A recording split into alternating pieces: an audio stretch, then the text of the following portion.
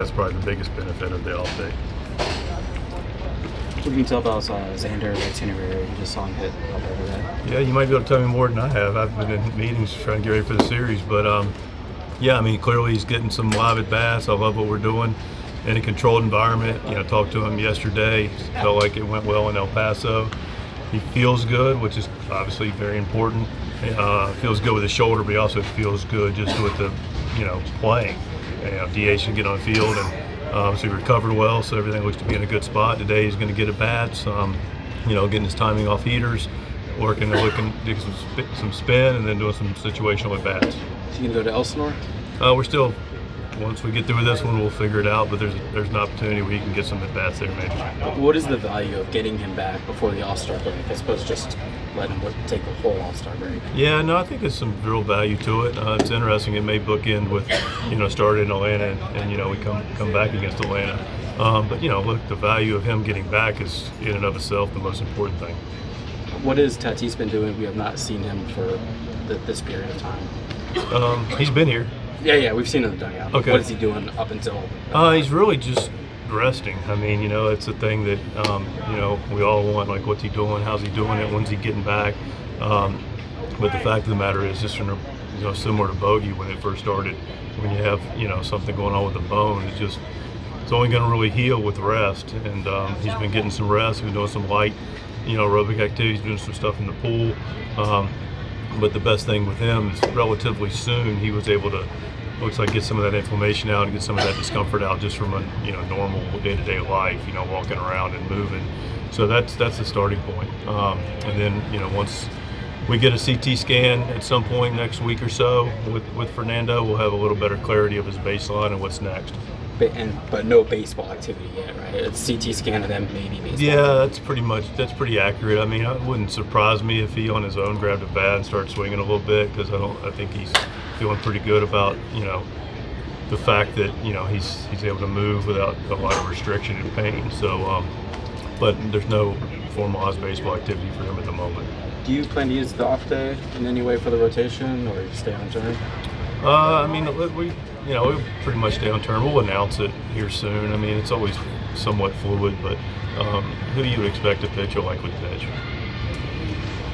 You can have a lot of infielders when Xander's back. A lot of guys who are playing really well too. I know it's the proverbial good problem to have, but like, how do you kind of sort out the playing time in the at-bats when Xander's back? Yeah, I mean, it's just we need another position. Maybe 5-man infield. We messed around with that with Toddy being on the field, but we got 3 outfielders who are making all-star teams, so we're not going to go that route, obviously. No, we just need to be smart about and communicative with the players and matchups, and if there's going to be a real productive player that's not going to be in the lineup to start the game, and then figure out the best spot for them to be used when the situations arise.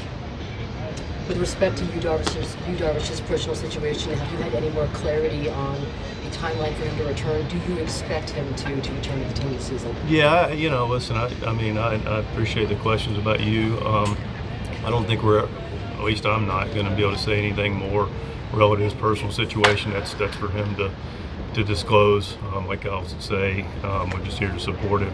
There's no timeline. The timeline is making sure that he feels loved every day from his Padre family. Do you expect the infield to go back to the way it was before, with Xander at second, Kim shortstop, Jake first? I would expect when Bogey's playing, he'll play second base, and when Crony's in the field, he'll play first. So, to answer your question, yes, but I think you'll see a variation of, DHs and different alignments. Are you in regular communication with you? Again, I'd like to keep everything with you on a very private basis, a personal basis. That's candidly between the organization and myself and you.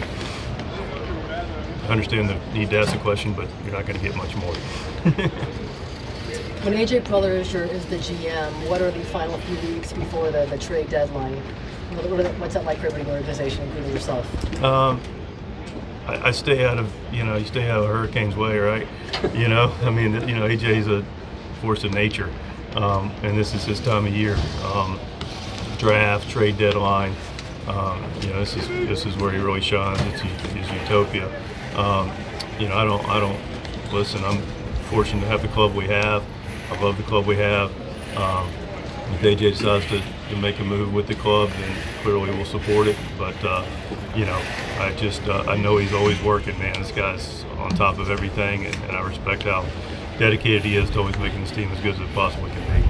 The type of team that you guys have right now and the number of uncertainties, especially in the pitching staff, do you expect him to be pretty aggressive moving up to that point? I think AJ's is aggressive by nature, regardless of circumstance. But again, you know, I love our club, and what we have is plenty enough, and you know, we're going to ride with what we have in the moment.